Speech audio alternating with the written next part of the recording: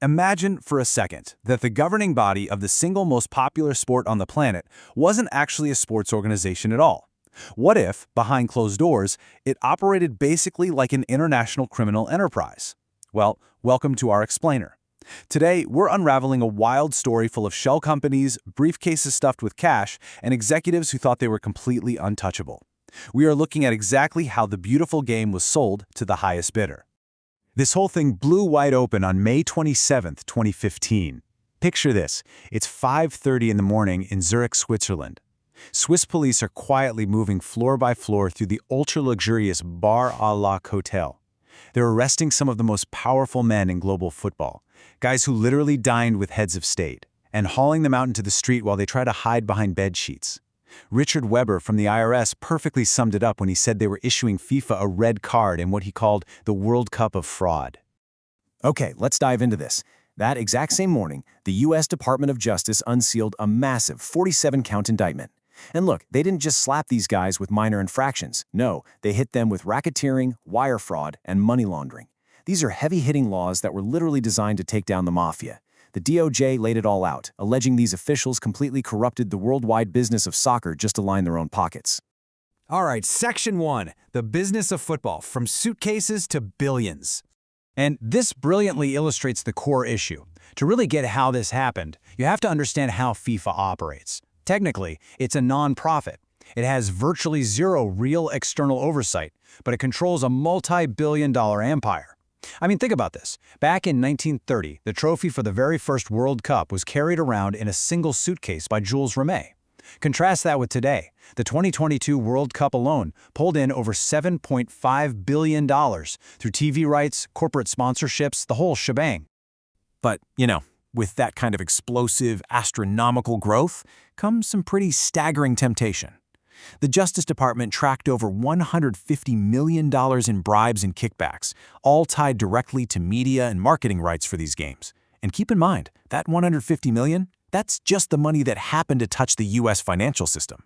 Now you might be wondering, was this just one bad deal? Absolutely not.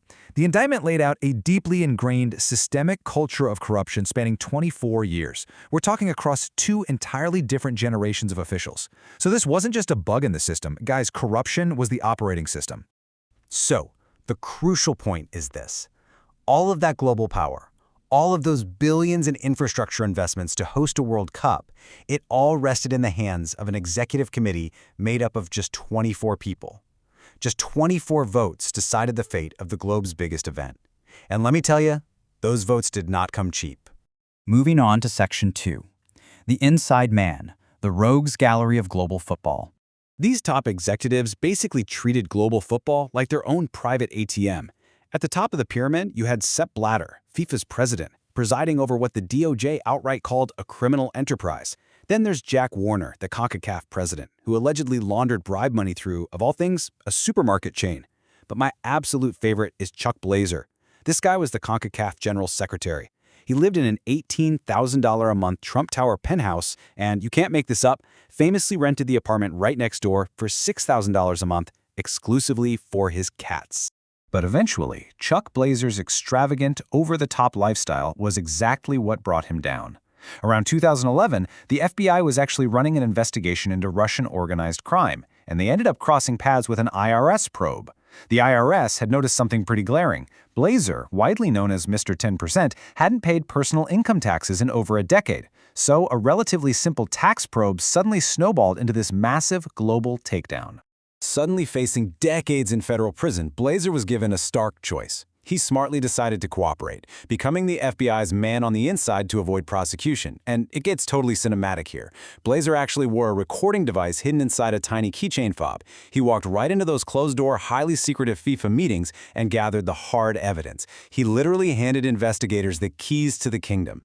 Which takes us to Section 3, the kickback scheme, following the bribe money. Let's move to and see how this builds, because you might be asking, how on earth did the U.S. have the authority to arrest Swiss executives? Well, it's because the bribe money flowed right through American banks. Let's look at the 2010 World Cup in South Africa as a perfect example. Step 1. South Africa asks FIFA to withhold $10 million in quote-unquote development funds. Step 2. FIFA then takes that money and routes it directly into Jack Warner's personal accounts. Step 3, Warner launders those funds through a Trinidadian supermarket chain just to pay off his own personal credit cards. It is just a stunning, brazen pipeline of fraud. And the bribery went way, way beyond just buying votes for hosting rights. It dictated the sponsorships, too. The indictment details a jaw-dropping $40 million bribe involving a massive U.S. sportswear company, widely understood to be Nike, just so they could become the exclusive provider of uniforms and footwear for the Brazil national team. Literally every single aspect of the beautiful game was up for sale. All right, our final part, Section 4. The fall and future. Can the beautiful game be saved? As you'd expect, the immediate fallout from the 2015 raid was absolutely seismic. Sepp Blatter ended up resigning just days after he'd been re-elected. Then came the infamous Garcia report, which exposed incredibly deep flaws in how the bidding was handled for the Russia and Qatar World Cups. Trying desperately to save face and restore some public confidence, a 2016 reform committee pushed hard for institutional changes. We're talking term limits, transparency, and strict rules against self-dealing. It was a massive PR push to prove FIFA was finally cleaning house. Which brings us to right now. The upcoming 2026 World Cup, hosted across the US, Canada, and Mexico, is projected to be the most commercially lucrative tournament in history. More money than ever before. But here's the kicker. The foundational structure of FIFA, this multi-billion-dollar global empire operating with zero meaningful external oversight, that remains largely exactly the same. So I'm going to leave you with this. Did the dramatic arrests of 2015 actually cure the corruption? Or did they just teach the next generation of executives how to hide it better? Thanks so much for joining me for this explainer, and remember to always keep questioning what happens behind the scenes of the things you love.